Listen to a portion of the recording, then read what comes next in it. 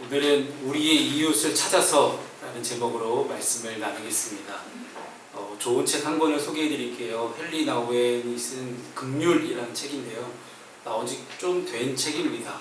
좀 옛날 거의 고전과도 같은 그런 느낌이 좀 있는데, 이 책을 예전에 읽으면서 설교를 준비하다 보니 몇 년 전에 제 친구가 죽어서 장례식장에 갔던 기억이 납니다. 너무 황망한 죽음이어서 아무 말도 할 수 없었어요. 그래서 그 미망인을 붙잡고 그저 같이 울어줄 수밖에 없었습니다. 그 사건 이후로 어떻게 하면 진짜 위로를 해줄 수 있을까? 어떻게 하면, 어떻게 내가 행동해야만 그 사람이 평안과 위로를 얻을 수 있을까? 라는 그런 생각을 해봤습니다. 특히 목사의 신분으로 살아가면서 누군가에게 조언을 해줘야 될 때가 있고, 고통과 고난의 순간 가운데 있는 성도들에게 다양한 성경 말씀으로 위로를 해줘야 될 때도 있고, 아니면 세상적인 지식이나 아니면 기초 상식 가지고도 이야기할 때도 있습니다. 근데 이 헨리 나우엔 목사님이 뭐라고 말씀하셨냐면, 이 책에서 그렇게 이야기를 해요. 정말 중요한 것은 그 고통과 고난의 순간에 누군가와 함께 있어주는 거라고 합니다. 어떤 구체적인 행동이나, 야 이렇게 하면 되지 않아? 야 그냥 이렇게 해서 야 극복할 수 있어, 할 수 있어, 이렇게 이야기하는 것도 물론 틀린 방법은 아닙니다만은, 그런 구체적인 행동이나 충고의 말보다 더 중요한 것은 우리에게 관심을 가지는 누군가가 우리와 함께 있어줄 때, 우리는 위로를 받는다라고 이야기를 한다는 거죠. 그래서 우리 주님은 기쁨을 나눈 자들과 함께하고 우는 자들과 함께하라고 말씀하십니다. 그래서 예수님의 또 다른 이름은 임마누엘입니다. 우리와 함께 하시는 하나님, 임마누엘이 바로 예수님이셨습니다. 하나님은 우리를 사랑하셔서 우리와 함께 하시기 위해 기꺼이 자신의 독생자를 우리에게로 보내셨습니다.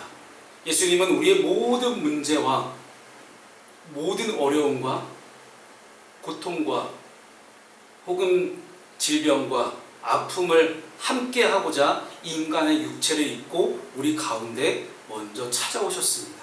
그리고 지금은 그 예수님이 영이신 성령님이 우리 안에 함께 하시면서 늘 우리 안에 하나님의 마음을 깨닫게 하십니다. 불쌍히 여기는 사랑의 마음이 없으면 함께 할 수가 없었을 거예요. 하나님이 우리를 긍휼히 여기는 마음이 있으셨기 때문에 예수께서 우리에게 오실 수 있었습니다. 똑같습니다. 우리는 과연 하나님의 긍휼의 마음을 먼저 받은 사람답게 과연 누구를 불쌍히 여기고 누구를 긍휼히 여기고 우리는 누군가와 함께 있어줄 수 있을까요? 함께 할 때는 친밀해진 그 결속력 안에서 닻을 내리고 서로를 살리면서 서로가 함께 상생하면서 살아갈 수 있을 것입니다. 그래서 오늘 주님은 우리에게 명령을 하십니다. 가서 너도 이와 같이 하라. 그 명령문이 있기 전까지 오늘 이 바리새인 율법교사가 어떻게 질문하는지, 오늘 저는 여러분과 함께 본문에 나왔던 세 가지 질문을 세 가지 주제로 삼고 함께 말씀을 나누고자 합니다. 첫 번째 질문은 무엇을 하여야 영생을 얻으리까? 라는 그런 질문이었습니다. 오늘 본문의 25절 말씀을 함께 읽습니다. 시작. 어떤 율법교사가 일어나 예수를 시험하여 이르되 선생님, 내가 무엇을 하여야 영생을 얻으리이까? 아멘. 본문에서 율법교사가 두 가지 질문을 합니다. 첫 번째 질문은 무엇을 하여야 영생을 얻으리이까? 라는 질문이었고, 근데 이 질문에는 두 가지 의도가 있었어요. 뭐였냐면 예수를 시험하여 이르되 라고 앞절에 나오지 않습니까? 예수를 시험하고 싶으셨던 거예요. 이거는 어떻게든 자기가 모든 걸 다 알고 있는데 과연 저 예수라는 랍비는 뭘 알고 있을까? 라는 그런 것이죠. 율법교사는 어떤 사람입니까? 당시 이 율법교사는 손목이나 혹은 이마에다가 모세 오경의 핵심적인 내용들을 다 붙이고 다녔어요. 왜 붙이고 다녔냐면 하나님이 그렇게 하라고 하셨으니까. 미간에 붙이라 할 때 정말 붙인 거예요. 이 말을 정말 고지고대로 받아들이는 사람들인 거죠. 그리고 이 빽빽하게 기록된 이 율법을 그들은 토시 하나 안 들고 다 외웠습니다. 다 율법을 다 외워서 그 율법을 철저하게 지키는 행위를 통해서만 영생을 얻는다, 구원을 얻는다. 이 당시 영생을 얻고 구원을 얻는다는 것이 아브라함의 자녀가 된다는 의미였어요. 나도 아브라함의 자녀, 혹은 나도 하나님께 선택받은 민족, 선택받은 백성, 마땅히 구원받을 수 있는 백성이 되기 위해서는 율법을 철저하게 지키면 된다라고 그들은 생각하고 있었습니다. 이걸로 다시 말하면 이렇게 바꿀 수 있습니다.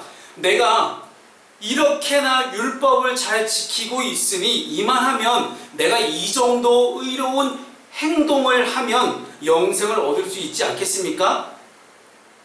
예수님, 당신도 과연 나에 대해서 영생을 얻을 수 있다 없다라고 말 못할 겁니다. 저는 이만큼 잘하고 있거든요 라고 자기를 뽐내는 동시에 예수님을 시험하고자 했던 거예요. 만약 여기서 율법이 아니다 그러면 너 방금 얘기했지? 그걸로 예수님을 어떻게든 올가매려는 그런 수작이었던 것입니다. 그래서 예수님은 다시 율법에 기록된 것이 무엇인지 묻습니다. 그랬더니 이 율법 교사가 정말 잘 알고 있어요. 오늘 본문 27절이죠. 함께 읽습니다. 시작. 내 마음을 다하며 목숨을 다하며 힘을 다하며 뜻을 다하며 주 너의 하나님을 사랑하고 또한 내 이웃을 내 자신같이 사랑하라 하였나이다. 아멘. 자, 여러분 말씀 읽으라고 하는 까닭은요, 졸지 말라는 겁니다. 저 혼자 떠들면 여러분 졸릴 수밖에 없어요. 네. 그래서 여러분 읽으시라는 거예요. 이거라도 읽어야 안 좋습니다. 어찌 보면 이 율법 교사는 인생에서 가장 중요한 질문, 혹은 지금 인류에게 아니면 지금 이 시간 2022년을 살아가는 우리에게 가장 중요한 질문을 던졌습니다. 어떻게 하면 내가 영생을 얻을 수 있겠습니까? 여러분 교회 왜 오셨어요? 오늘 교회 왜 오셨습니까? 다 예수님 믿고 영생을 얻기 위해 오신 거 아닙니까? 결국 우리의 궁극적인 목적은 영생이 맞습니다. 뭐 저 사람 너무 내세적이야. 아니에요. 성경이 그렇게 말하고 있어요.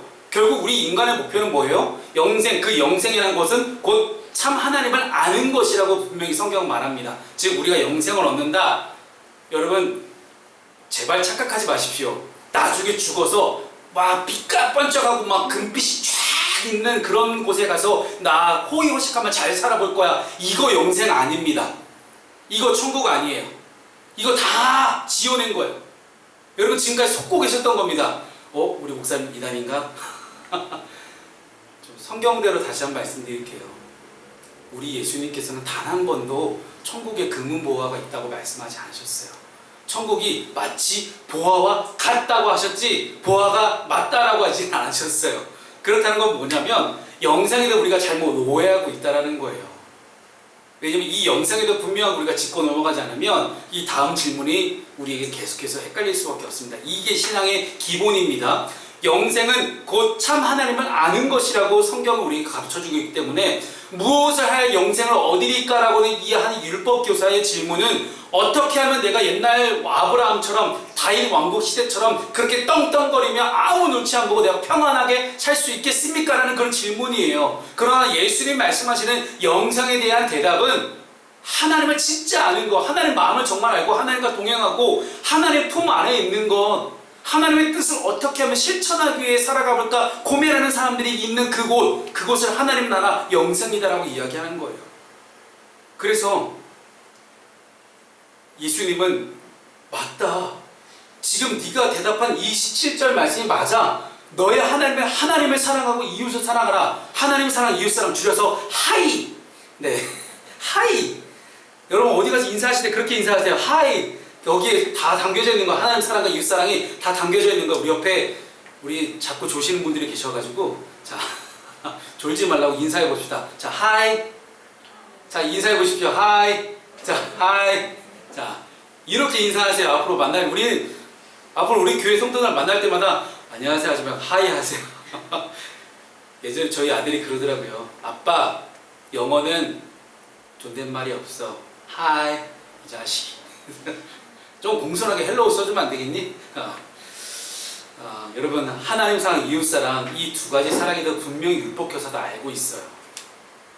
그래서 요한복음 13장 34절에도 예수님이 계명을 주실 때 이렇게 말씀하십니다. 새로운 계명이죠. 지금까지 알고 있던 율법 교사들, 이 바리새인들, 유대인들의 계명을 넘어서는 모든 유대인의 계명을 넘어서는 새로운 계명을 주겠다고 하셨던 말씀이 이 말씀입니다. 자, 함께 읽어볼까요? 시작. 새 계명을 너희에게 주노니 서로 사랑하라. 내가 너희를 사랑한 것 같이 너희도 서로 사랑하라. 결국 뭐예요? 사랑이에요. 사랑. 사랑을 행하라고 또 계속 강조하시는 거예요. 마태, 마가, 누가, 요한복음 계속 읽어보십시오. 결국 나오는 거는 사랑밖에 없어요. 성경을 어떤 분이 그러더라고요. 성경을 쫙 압축시켜서 압축해 쭉 짜가지고 쭉 나오는 게 뭘까요? 사랑이라는 거예요.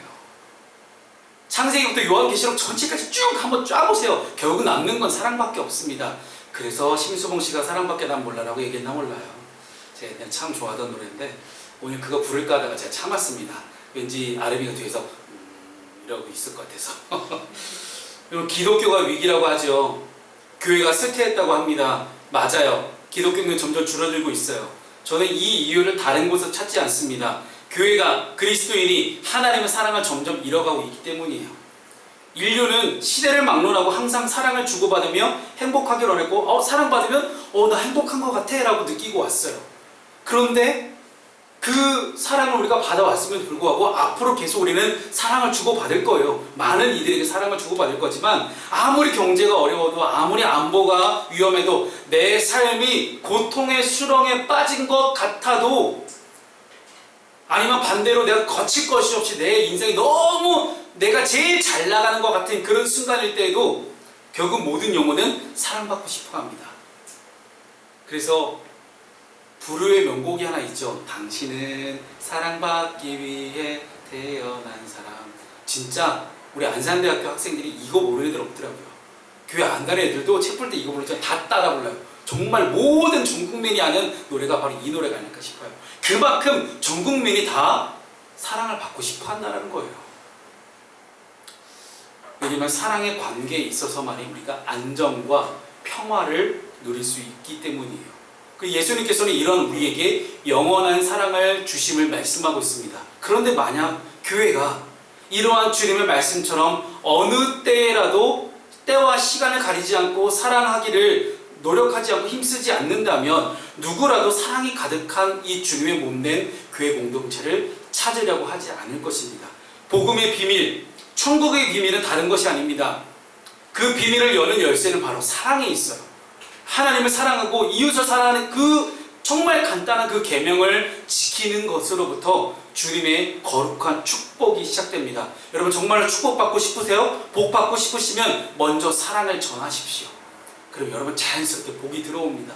하나님을 사랑하고 이웃을 사랑하는 그 현장에 반드시 우리 하나님의 은혜가 선포될 것입니다. 그리고 하나님을 사랑하고 이웃을 사랑하는 이 말씀의 역사 속에서 우리의 지각, 우리의 생각, 우리의 상식을 뛰어넘는 하나님의 놀라운 기적이 반드시 일어나기 시작할 것입니다. 그렇기 때문에 하나님의 사랑을 입은 사람은 반드시 이웃을 내 몸과 같이 사랑할 수 있어야 돼요.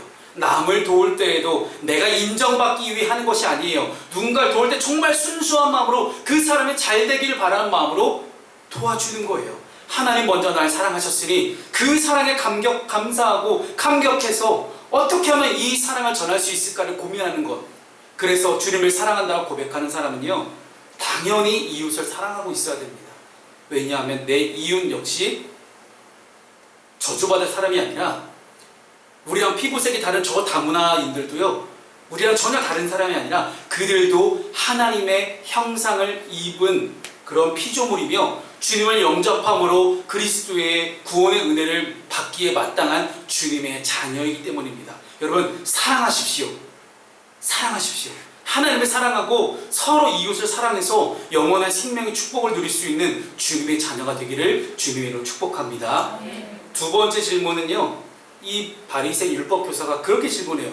내 이웃이 누굽니까? 라는 질문하죠. 29절 말씀을 읽어보겠습니다. 시작. 그 사람이 자기를 옳게 보이려고 예수께 여쭤왔대. 그러면 내 이웃이 누구니까? 우리는 이 질문에 대한 대답으로 예수님께서 말씀하신 선한 사마리아 사람의 이야기를 너무나 잘 알고 있습니다. 근데 이 29절에도 똑같이 나오죠. 자기를 옳게 보이려. 예수를 시험하여 이르되 자기를 옳게 보이려. 지금 다 이 율법교사는요, 자기 중심적으로 계속 모든 것을 판단하고 생각하고 결정하고 질문하고 있습니다. 요거를 잊지 마시고 계속해서 말씀을 이어가겠습니다. 이 선한 사마리아 사람의 이야기에서 우리가 눈여겨봐야 될 개념이 하나가 있습니다. 우리 이웃이 어디까지냐라는 거예요. 마태복음 28장 18절부터 20절까지 주님은 분명히 땅끝을 이야기하시거든요. 그 땅끝에 대한 개념이 초대교회 때부터 계속 의견을 분분했습니다. 결국 지금 내려진 결론은요, 땅끝은 내 이웃이라는 거예요. 내 땅끝, 내 이웃에게 반드시 복음을 전해야 된다는 것인데, 당시 유대인들이 생각하는 이웃의 개념이 너무 명확했거든요. 자, 유대인들이 생각하는 이웃의 개념은 이방인은 다 일단 제껴. 자, 우리 유대인 아니면 일단 다 제껴놓고 생각을 하자는 거예요. 모든 다른 나라 사람 이방인들은 싹 다 제껴놓고 일단 시작합니다. 그뿐만 아니라 이스라엘 나라 가운데 같이 살고 있어도 부정하다고 여겨지는 창녀와 세리도 제외됐습니다. 그것을 알고 계신 예수님은 굳이 그들이 이웃으로 여기지 않는 사마리아 사람을 이 예화에 등장시킨 겁니다. 이 이야기는 실제 있었던 일이 아니고 예수님이 비유로 이야기를 쫙 풀어내신 거예요. 한 강도 만난 자가 있죠. 그가 길에 쓰러져 있는데 제사장이 그 사람 보고 그냥 지나칩니다.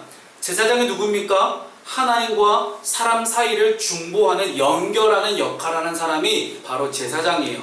누구보다 하나님께서 맡겨주신 직무를 잘 감당해야 되는 사람이 쓰러져 있는 그 사람을 그냥 지나쳐버립니다. 그리고 누가 지나가요? 레위인이 곁을 지나갑니다. 그 역시 고통을 호소하며 신음하는 이를 그냥 지나갑니다.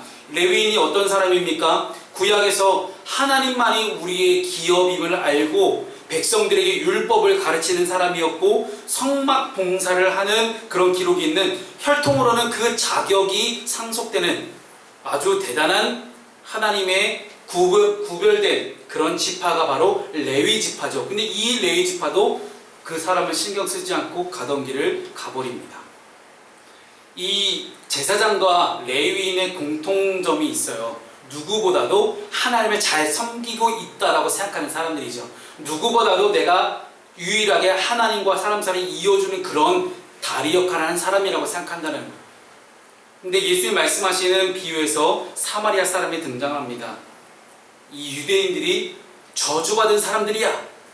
저 사람들하고 절대 상종도 하지 말아야 돼 라고 이야기했던 그 사마리아 사람. 그 사마리아 사람이 그 이웃을, 고통받는 사람을 도와줬다는 것이죠. 여기서 사마리아 사람이 누군지 전혀 모르시는 분들을 위해서 제가 볼 때 사마리아가 뭔지 모르시는 것 같아요. 자, 여러분 이스라엘 나라가 있고요. 이스라엘 위에 사마리아라는 땅이 있는데요. 이 사마리아 땅은 예전에 이스라엘이 북이스라엘과 남유다로 갈라져 있을 때 북이스라엘이 BC 722년에 아수르에게 멸망을 당합니다. 남유다는 아직 586년에 망하는데 722년에 북이스라엘이 아수르에게 멸망하고 나서 아수르가 혼혈 정책을 펼쳐요. 그래서 아수르 사람들 대거 이스라엘 땅으로 이주시킵니다. 그 멸망당한 이스라엘 사람들과 강제로 혼인을 시켜서 피를 섞이게 만들어요. 그래서 순수 혈통이 아니고 잡종이 되었다라고 유대인들이 그렇게 이야기를 합니다. 그래서 그들은 피가 섞인 그런 단일민족, 혼혈민족, 순수 혈통이 아니기 때문에 쟤네는 옛날에 이스라엘 사람이었어도 지금은 아니야 라고 얘기하는 사람들이 사마리아 사람이에요. 이해가 되셨죠? 자, 성경은 우리에게 오늘 뭘 말하고자 하시냐면 이웃의 경계에 대해서 이해하고 계신 거예요. 이웃의 경계. 여러분, 나의 이웃의 기준은 누굽니까? 여러분이 생각하는 이웃의 기준이 누구예요? 나랑 친하고 나랑 관계를 맺고 만나면 마음 편하고 고민과 비전을 나누는 그런 사이가 이웃일까요? 아니라는 거예요. 예수님 오늘 말씀하시죠. 마태복음 5장 46절 47절 말씀을 함께 읽습니다. 시작. 너희가 너희를 사랑하는 자를 사랑하면 무슨 상이 있으리요? 세리도 이같이 아니하느냐? 또 너희가 너희 형제에게만 무난하면 남보다 더하는 것이 무엇이냐? 이방인들도 이같이 아니하느냐? 아멘. 내가 좋아하는 사람하고만 어울리고 나와 가까운 사람하고만 교제하는 것은 세리나 이방인들, 즉 너희들이 생각하는 그런 저주받은 사람들도 똑같이 그렇게 한다. 남들도 그렇게 한다. 예수 안 믿는 사람들도 이건 다 해요. 근데 우리가 똑같이 그렇게 한다고 하면 우리는 전혀 구별된 게 없다라는 거예요. 여러분 너무 당연한 이야기인 것 같지만 우리는 나한테 잘해주는 사람 되게 좋아합니다. 그렇죠? 그런데 주님은 주님을 따르는 자들에게 사마리아인의 이야기를 통해서 이웃의 범주를 정해주세요. 그것은 바로 나한테 잘해주는 사람에게만 잘해주는 거는 모든 다른 사람들 똑같이 하고 있으니, 지금 우리로 얘기하면 예수 믿지 않는 사람들도 똑같이 하고 있지 않느냐. 그럼 너희들은 어떻게 해야 되느냐? 예수 믿는 사람이라면 나의 사랑이 필요한 모든 대상이 이웃이라는 거예요. 달리 말하면 나의 사랑이 필요한 사람, 나의 사랑이 필요한 곳을 적극적으로 찾으라는 겁니다. 알아서 나한테 사랑을 전해줄 때까지 기다리는 게 아니라 내 사랑이 필요한 사람을 찾아가서 먼저 선제적으로 도우라는 이야기예요. 내 안에 있는 주님의 자비와 긍휼이 있기 때문에 예수님의 사랑을 드러내는 대상이 바로 모든 사람이 다 내 이웃이 될 수 있다는 것입니다. 노숙자가 여러분의 자비를 필요로 합니까? 그러면 그분이 여러분의 이웃입니다. 예전에 어렸을 때 대전에 가면 신탄진이라는 작은 역이 있어요. 근데 집에서 나와서 신탄진 나가는 걸 보통 우리가 읍내 나간다 보통 표현하거든요. 신탄진역 앞에 항상 구걸하던 한 분이 있습니다. 늘 그 자리에 그 시간에 항상 계시더라고요. 그러면 저희 어머니께서 지나가시다가 절대 그냥 안 지나가시는 거예요. 늘 그분에게 동전을 뚫 주시면서 가시는 모습을 저는 어렸을 때부터 계속 기억하고 있습니다. 그런 어머니의 신앙과 어머니의 실천적인 사랑이 있었기 때문에 저희 자녀들이 계속 있지 않을까 생각을 합니다. 그래서 여러분이 중요합니다. 내가 먼저 베푼 선행과 내가 먼저 베푼 사랑, 내 이웃이 누구인지도 분명하게 내가 찾아가려고 노력하는 여러분 적극적인 그런 선행의 모습이 바로 예수님이 원하시는 모습이라는 겁니다. 겸손한 척 자신이나 혹은 자신의 남편 혹은 자녀의 성공적인 무용담을 늘어놓는 그런 간증 따위에 여러분 너무 매몰되지 마십시오. 예수님께서는 누구든지 연약함을 위해 사랑으로 권면하고 기도해야 되는 당신이 바로 이웃이라는 것을 말씀하십니다. 요한일서 4장 20절 말씀을 함께 읽어볼까요? 시작. 누구든지 하나님을 사랑하노라 하고 그 형제를 미워하며 이는 거짓말하는 자니 보는 바 그 형제를 사랑하지 아니하는 자는 보지 못하는 바 하나님을 사랑할 수 없느니라. 아멘. 무슨 이야기입니까?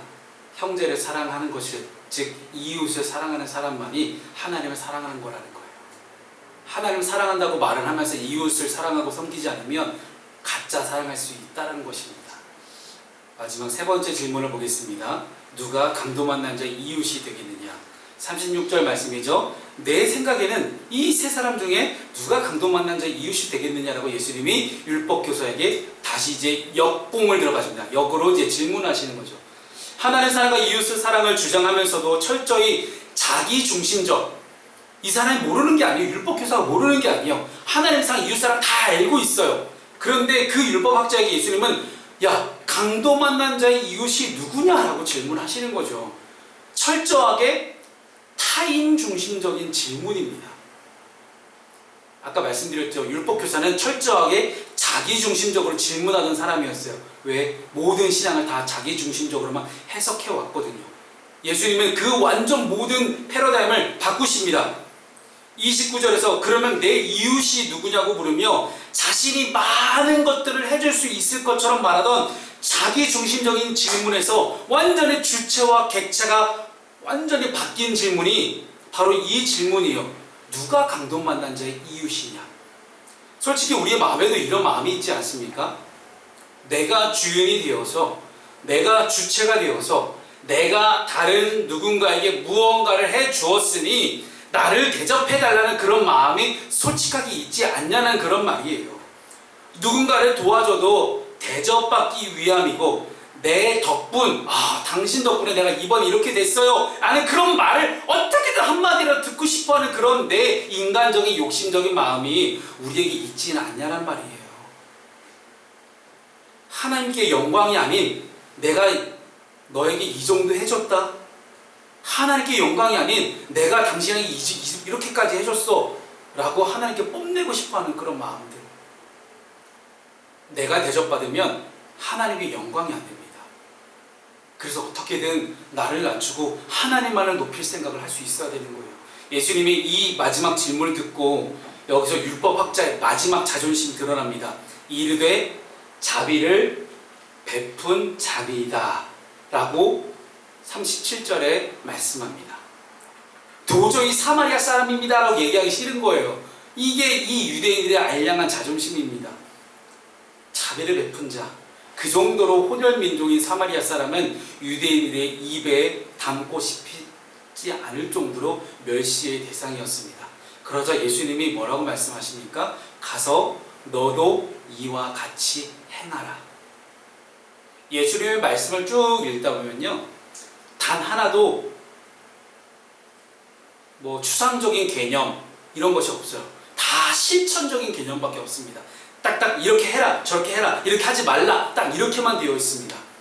자기 중심대로 이웃을 마음대로 골라서 사랑하지 말고, 곤란함과 어려움에 처한 이웃에 있다면 이웃의 필요에 따라서 기꺼이 아무 대가도 바라지 않고 사랑과 희생을 하라고 말씀하신 것입니다. 처음 율법학자의 질문을 기억하십니까? 뭐라고 물어봤었죠? 내가 무엇을 하여야 영생을 얻으리까? 라는 질문으로부터 오늘 이야기가 시작이 됐습니다. 여러분, 이 영생은요, 선행에 대한 질문이 아니었어요. 내가 어떤 착한 일을 하는 것에 대한 질문이 아니라 영생에 대한 질문이었지만 예수님의 대답은 선행으로 돌아옵니다. 지금 이 자리에서 예배하는 사랑하는 푸른숲의 성도 여러분, 어떻게 해야 영생을 얻을 수 있습니까? 여러분, 스스로에게 질문 한번 해보십시오. 나 어떻게 하면 영생 얻을 수 있지? 나 어떻게 하면 구원받을 수 있지? 이 질문은 율법학자가 예수님께 건넨 질문이 아니라 오늘 예수님이 여러분께 던지는 질문입니다. 말씀을 정리합니다.